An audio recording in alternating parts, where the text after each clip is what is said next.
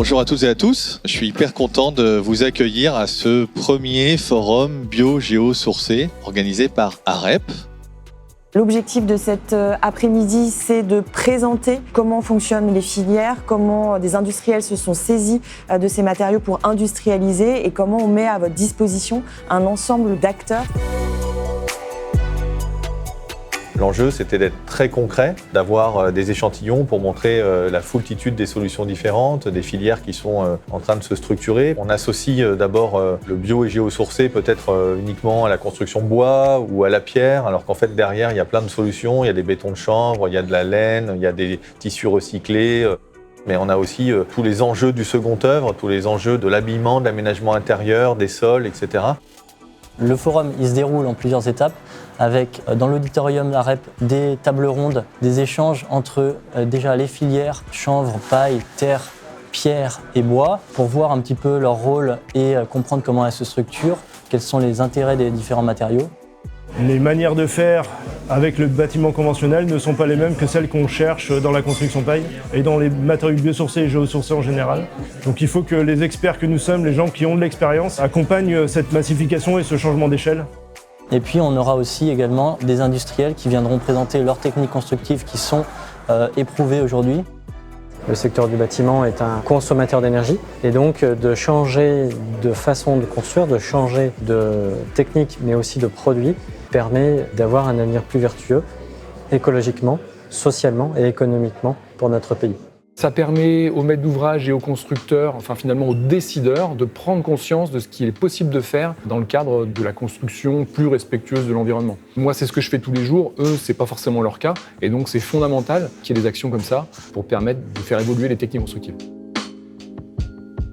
C'est important d'en parler et d'associer l'ensemble des acteurs de la chaîne de la construction, qui est une chaîne qui est très très longue, puisqu'on a des bureaux de contrôle, des fabricants, des entreprises, des architectes, des bureaux d'études, des usagers, des maîtres d'ouvrage.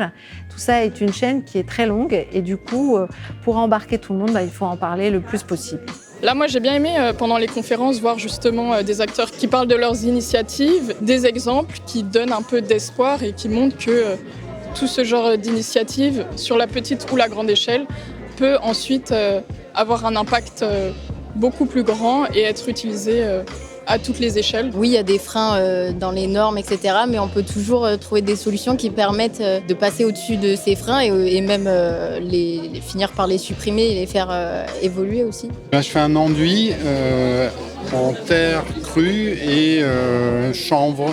Voilà, et c'est très agréable à travailler. On a l'impression de travailler un enduit à la chaux et c'est très agréable. C'est des systèmes de construction qu'on ne voit pas énormément. On parle beaucoup de métal, béton, mais tout ce qui est paille, terre crue, on n'a pas énormément de connaissances et du coup ça m'intéresse réellement. Le travail qui est juste derrière moi, là, de fichage, de catalogage de tout, de plein de matériaux naturels, géosourcés, qui est absolument très impressionnant.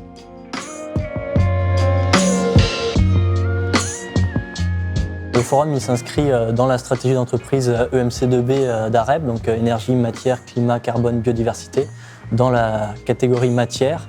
Et donc c'est le premier forum matière, mais on espère que ça va insuffler une certaine dynamique et que ça va être le premier d'une longue série.